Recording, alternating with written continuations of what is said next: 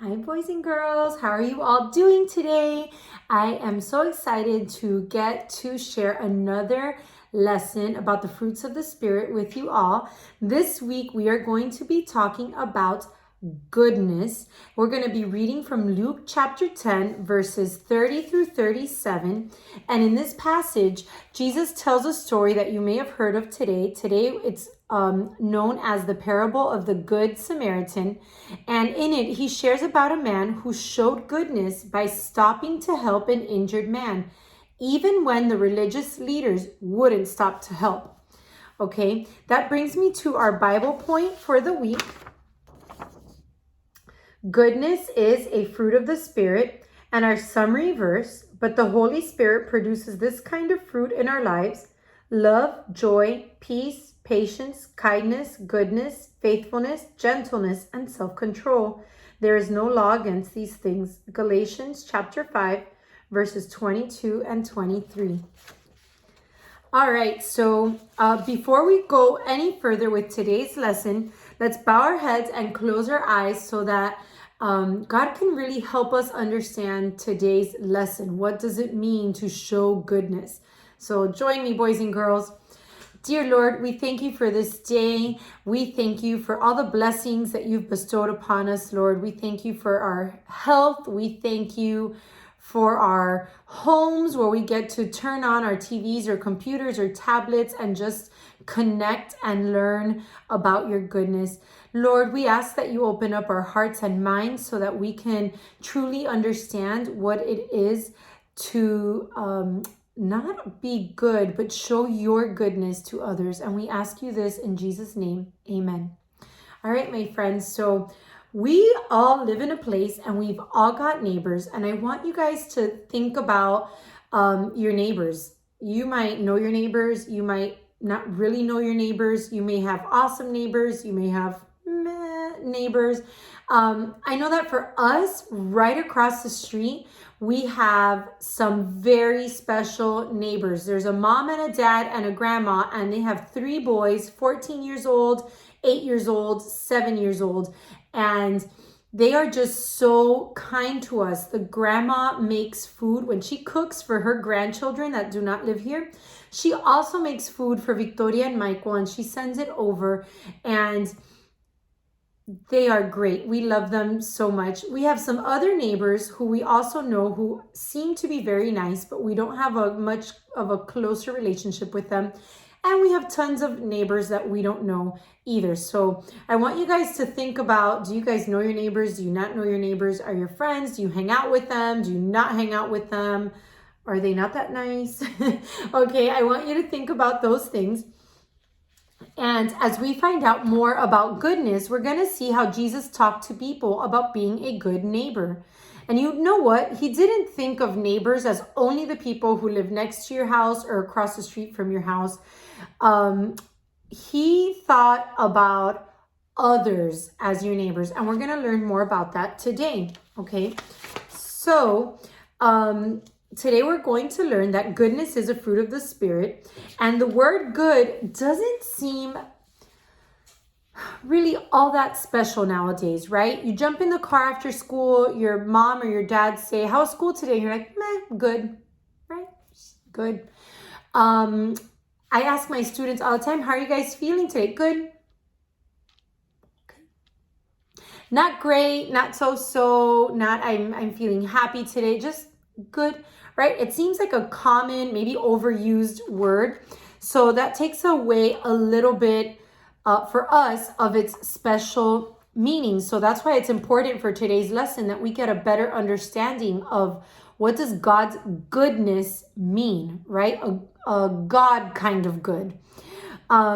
So we've said like 3 times already, goodness is a fruit of the Spirit, and that means that our goodness comes from God. Now, in the past several weeks, since late January, actually, we've been talking about how the fruits of the Spirit come from God. We show God's kindness. We show God's kindness through us, through the close relationship we have with Him. The same with goodness, the same with His love, the same with His peace, right? The closer our relationship is with Jesus, our friendship is, the more we can reflect his kindness and goodness and love and peace and joy on others.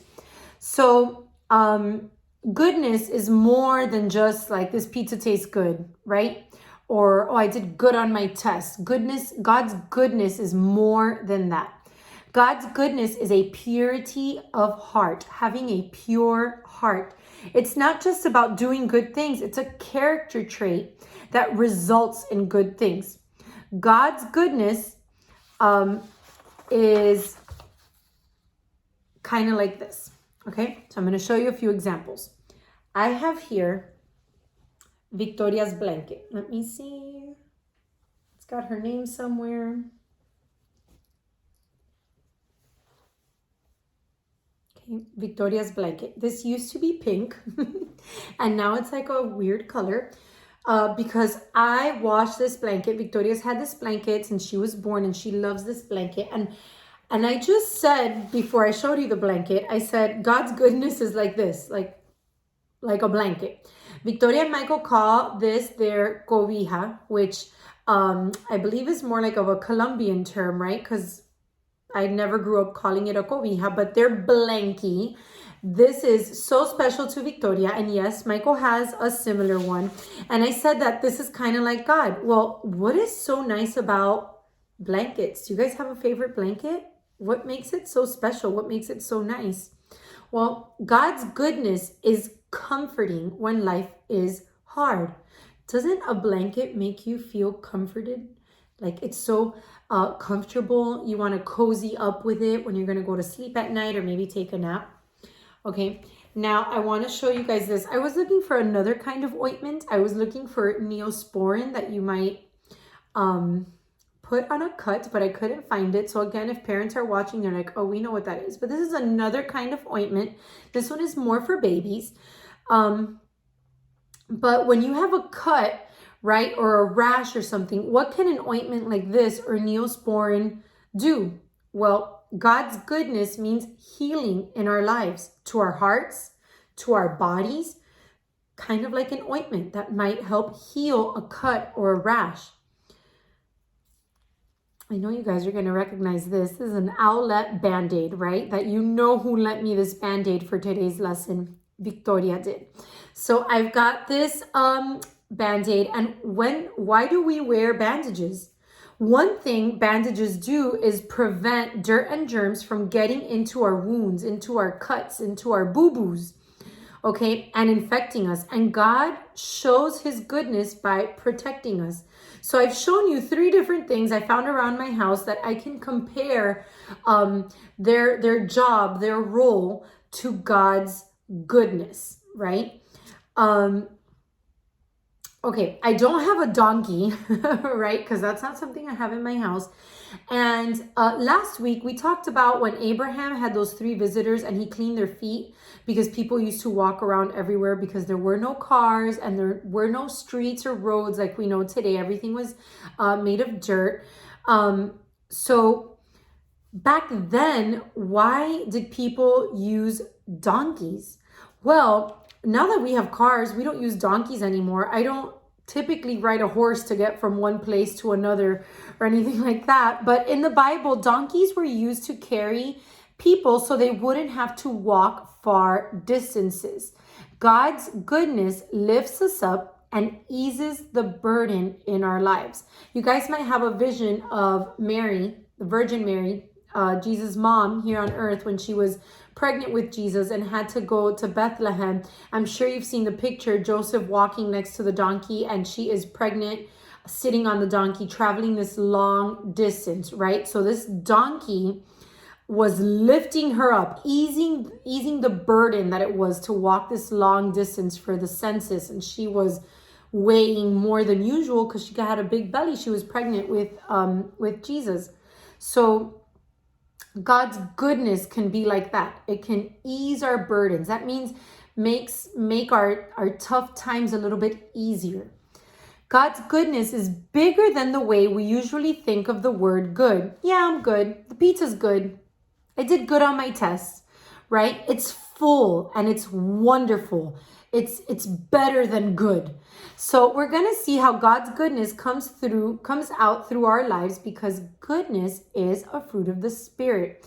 So today we're going to be reading from Luke chapter 30, we're going to start with verse 30, okay? And like I mentioned earlier, this is the parable of the Good Samaritan.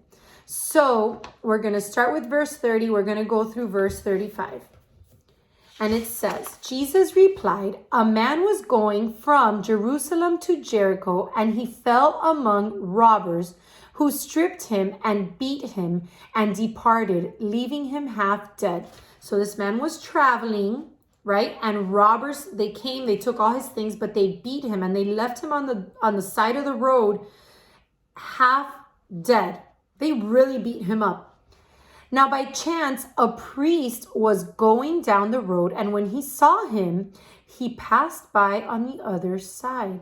Okay, so he's walking down the road. He sees this man who is badly beaten, and he says, ugh, and walks around on the other side. Okay, not helping. So likewise, a Levite, when he came to the place and saw him, passed by on the other side. Second person walks by, sees this man left on the side of the road, half dead, and also says, ugh, not gonna mess with that. But then a Samaritan, as he journeyed, came to where he was, and when he saw him, he had compassion. He went to him and bound up his wounds, pouring on oil and wine. Then he set him on his own animal and brought him to an inn and took care of him. And the next day he took out 2 denarii and gave them to the innkeeper, saying, take care of him, and whatever more you spend, I will repay you when I come back. Wow. This Samaritan was a stranger to this person. 2 other strangers had walked by and said, we don't want to deal with that. That guy, it does not look like he's in a good condition. Maybe they were grossed out. Maybe they thought he looks nasty. Not going to go near him. And they didn't, right? Now, Jesus told this Bible story to make a point. In fact, some of the people he talked got a little offended when he said this story. You see, the priest and the temple assistants, they loved to follow the rules. And we know that first a priest came by and then the Levite. They thought they had goodness down. You don't have to tell me about being good. I know all about it. I can be good all day long. I don't even have to think about it. I'm always good, right? And when it came down to the command, be good, they lived it out. Give me a rule, I'll follow it. Oh yeah, I love following the rules, right? But when it came down to purity of heart, remember, when we talk about God's goodness, we're talking about a pure heart. They'd missed the mark. When the people in Jesus' story walked by the injured man, that actually fit within their rules, okay? That was part of the rules, to not go near that man who was half dead, like the Bible says. The man might have looked dead. He was definitely bloody. Remember, he was beat up pretty bad. The religious leaders were following the rules about not touching or going near a dead body or blood. That was one of the rules. Don't touch a dead body. Don't go near blood. So they're like, ooh, this guy does not look pretty. We're just going to keep on walking by, not helping. So as they walked by with their little bag of rules, right? They would have thought that was goodness. They're not helping that person on the side of the road. They thought they were being good by doing that. Now, why didn't these rules show goodness in this story? Why didn't their rules show goodness? Obviously, when we think about it now, we're like, oh, how could they walk by and not help this man? Well, goodness isn't just about acting good and following the rules. It's about the fullness of God's good character. We talked about it being a character trait last week when we were talking about kindness. Samaritans weren't known as good people. No one would have expected Jesus to make a Samaritan the hero of the story, the guy who saves the person on the side of the road. And yet today we call this story the story of the Good Samaritan. Whenever we hear that someone has done something good, we say, oh, he's a good Samaritan, right? So that's because goodness doesn't come from us. Goodness is a fruit of the Spirit. It doesn't happen by being good. I am being good, so there's my goodness. No, it doesn't happen that way, okay? Being good and following all the rules and only following all the rules, it doesn't come from trying really hard on our own to always do the right thing. It comes from God. We keep seeing this time and time again as we learn about the fruits of the Spirit. Just like we shared God's goodness from the backpack, we can put it into action. Okay, remember, they had this bag of rules that wasn't really showing God's goodness to others. So the Samaritan was prepared to help the injured man because his bag was full of God's goodness. It's not a real bag. It's not a real backpack. Okay, it's the proverbial bag. It's figuratively speaking. If he had this bag, he had God with him, God's goodness, right? When the injured man needed help, the rules the priest and the temple assistant had weren't doing any good to help the man who needed help. But the Samaritan, full of God's goodness, he was able to stop and help. And maybe you don't think you're a very good person. At least sometimes you're like, oh, I did something that wasn't so good against my brother, my sister, a friend, or a cousin. That's fine. Great. You're just like the Samaritan, someone who was not known for being good, someone who many people did not consider them a good person. Okay? But God has given you this backpack full of His goodness, and He's ready to help you show His goodness to others. Goodness is a fruit of the Spirit, and none of us are good on our own. But God gives us the fruit of the Spirit of goodness to flow out of us. We can show others God's goodness. And with that, I ask that you bow your heads, join me in bowing your heads and closing your eyes so we can wrap up today with a word of prayer. Dear Lord, we thank you for being so good to us. And we thank you for providing a way for us to have a close relationship with you through your Son, Jesus, where we can show others your goodness. We don't even have to tell them about it. We can show it to them. And we thank you for this parable of the Good Samaritan that just shows us that just following the rules all the time, sometimes the rules may not make sense. Like in this case, not helping someone who was really in need of help. And we just pray that you fill us with your goodness, that we may show others your goodness, this character trait. Lord, we ask that you continue to protect us and keep us safe and healthy, and just prepare our hearts as we approach Palm Sunday and then Easter in 2 weeks.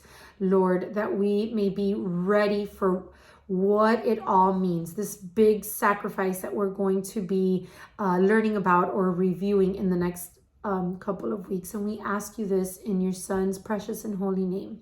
Amen. All right, my friends, so you've got your coloring page for this week. We've got the Good Samaritan is the person helping. In this picture, it shows further away the two people who walked on the other side of the road and just walked past the man who needed help. And we see that the Samaritan has bandaged up some of his wounds. He has given him some ointment, and the donkey is there ready so that he can put him on there and take him to the inn, where he even pays the person to help take care of this man as the Good Samaritan must continue on his journey. Boys and girls, next Sunday we're going to be taking a break from the fruits of the Spirit, as we're going to share in a Palm Sunday lesson, because next Sunday, March 28th, is Palm Sunday, and in 2 weeks, Easter Sunday is upon us. It is here. And I just Pray that you are able to join us in person or online so that we can prepare our hearts with the story of Palm Sunday for Easter Sunday. I pray that you all have a wonderful week, and I will see you guys next week. Bye, friends.